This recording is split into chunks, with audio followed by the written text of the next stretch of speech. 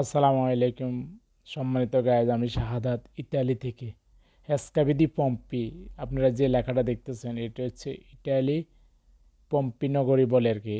এখানে আপনারা যারা ইউটিউবে ভিডিও দেখেন ওরা অবশ্যই জানেন, আজ থেকে কয়েকশো বছর আগে আল্লাহর গজব পড়ে এই মানুষগুলো পাথর হয়ে গিয়েছিল।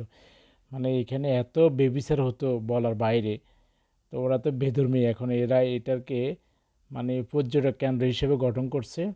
দেখেন কি সুন্দর করে গঠন করে এখন সারা পৃথিবী থেকে ইউরোপে, ইটালিতে ঘুরতে আসে মানুষ গরম মৌসুমে। আসে এগুলা দেখে, কোটি কোটি টাকা ওরা ইনকাম করতেছে ইউরো এই পর্যটক কেন্দ্র গঠন করে। দেখেন মানুষ কীভাবে ঢুকতেছে। ওরা তো বুঝে নেই পশ্চিমের মানুষ, ওরা বেধর্মী, পোশাক আশাক ওরা খুব নর্মালভাবে চলে।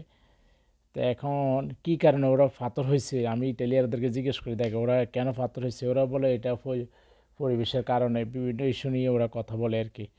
তো আসলে আমরা তো মুসলমান, আমরা তো জানি এটা হচ্ছে আপনার যে বেবিচারের কারণে আল্লাহ এদের উপর গজব নাজিল করে দিয়েছিল। তো ভিতরে আমি ভিডিও করতে পারি নাই, পরবর্তীতে ভিডিও আপলোড করলে তখন আপনাদেরকে ভিতরে পজিশন দেখাবো। এখন হচ্ছে যে আপনার বাইরের পজিশনে দেখালাম। দেখেন আমি অবশ্য সাধারণত দুপুর টাইমে ভিডিও করি, এই কারণে একটু লোকজন এখন কম।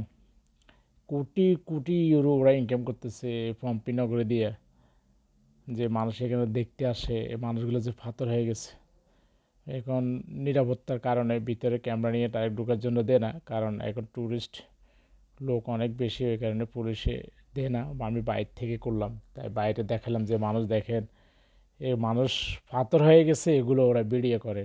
মানে ওদের জ্ঞান আসলে ইমান না থাকলে তো মানে পথই খারাপ, বুঝছেন। এগুলো অবস্থা দেখছেন, ওদের পোশাক আশাক অনেক নর্মাল। আচ্ছা যাক, তো এটা আপনাদেরকে দেখাইলাম। পরবর্তীতে ভিডিও করলে ভিতরের পজিশন কি আপনাদেরকে দেখাবো, যে মানুষগুলো যে পাথর হয়ে গেছে ওটা দেখাবো।